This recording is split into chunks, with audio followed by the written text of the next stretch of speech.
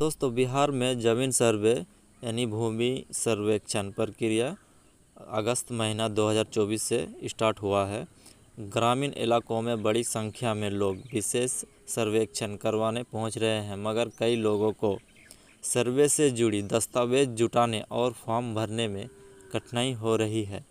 हालांकि राजस्व एवं भूमि सुधार विभाग की ओर से गांव-गांव में जाकर शिविर लगाकर समस्याओं का समाधान किया जा रहा है, लेकिन अगर आप ज़मीन का सर्वे करवाना चाहते हैं और आपको परपट 2 और परपट 3 का कोई ज्ञान नहीं है, साथ ही आपके ज़मीन की जमाबंदी या दाखिल खारिज नहीं हुआ है और वंशावली भी नहीं बनी हुई है, ऐसे में क्या करना चाहिए, या फिर वंशावली आपको भरना नहीं आता है, तो इन सभी सवालों के जवाब हम इस वीडियो में आपको पूरा क्लियरली बताएंगे। तो वीडियो को पूरा देखिएगा, वीडियो को छोड़ के नहीं जाइएगा।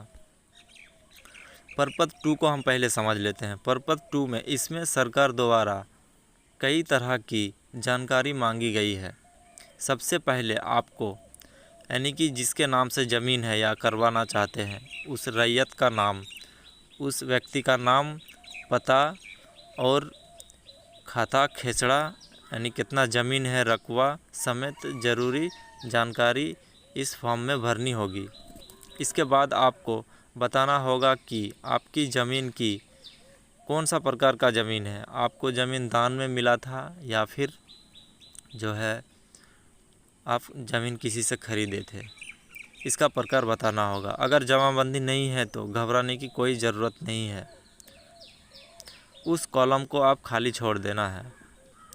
अन्य कोई जानकारी अगर मांगी गई है और आपको ज्ञान नहीं है तो उसे भी आप खाली छोड़ सकते हैं।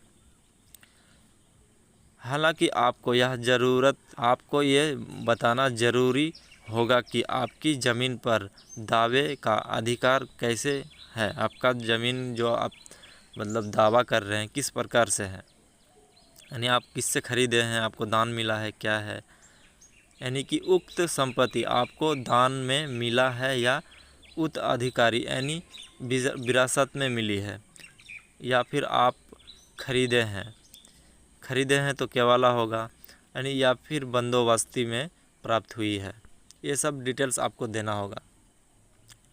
और दूसरी कॉलम है, तीसरी परपट है।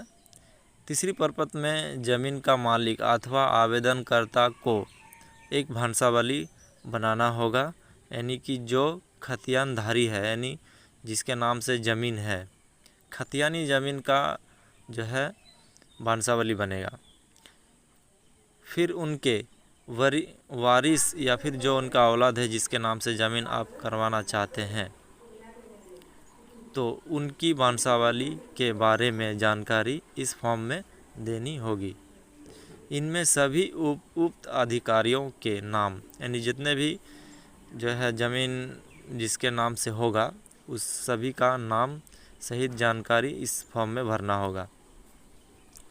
यह भी एक तरह की स्वघोषणा पत्र है। इसके लिए आपको पंचायत या किसी सरकारी दफ्तर में जाकर वंशावली बनाने की ज़रूरत नहीं है, आप किसी से जानकारी लेकर के इस फॉर्म को आप भर सकते हैं।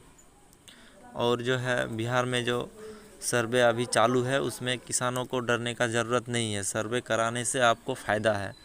जिस ज़मीन पर आपको 50% दावा है, सर्वे होने के बाद आपको 100% दावा होगा।